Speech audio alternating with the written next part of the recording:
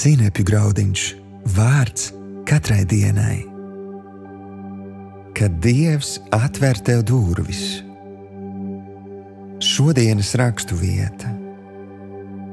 Katrai lietai ir savs nolikts laiks, un katram īstenošanai paredzētam nodomam zem debesis ir sava stunda. Salamans mācītājs, 3. nodaļa, 1. pants. Šodienas pārdomas. Mūsdienās daudzas lietas notiek uzreiz un negaidot. Mēs piespiežam pogu un iedegas gaisma. Mēs iekāpjam auto un pēc stundas jau esam citā pilsētā. Nemanot, mēs pierodam, ka visam ir jānotiek tagad un uzreiz. Noteikti esat redzējuši, kā kaķis pacietīgi sēž pie durvīm un gaida, kad saimnieks tās atvērs. Vērojot šādu situāciju, esmu abrīnojis kaķa pacietību, mieru un paļāvību.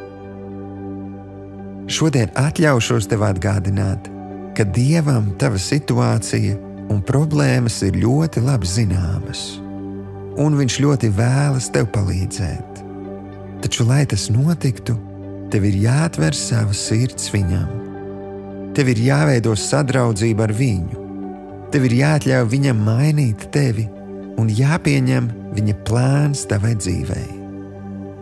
Es tev garantēju, ka tā rīkojoties, nemanot pienāks tā diena, kad tu atskārsi, ka spēj ar mieru, pacietību un paļāvību sagaidīt īsto laiku. Laiku, kad Dievs tev atver durvis. Šodienas lūgšana. Debesu Tēvs, piedod, ka esmu bijis nepacietīgs, neesmu ļāvis tavam mieram vadīt mani. Piedod, ka neesmu pilnībā paļāvies uz tevi. Es izvēlos veidot sadraudzību ar tevi un pateicos, ka tu mani māci gaidīt uz tevi. Jēzus vārdā. Āmen.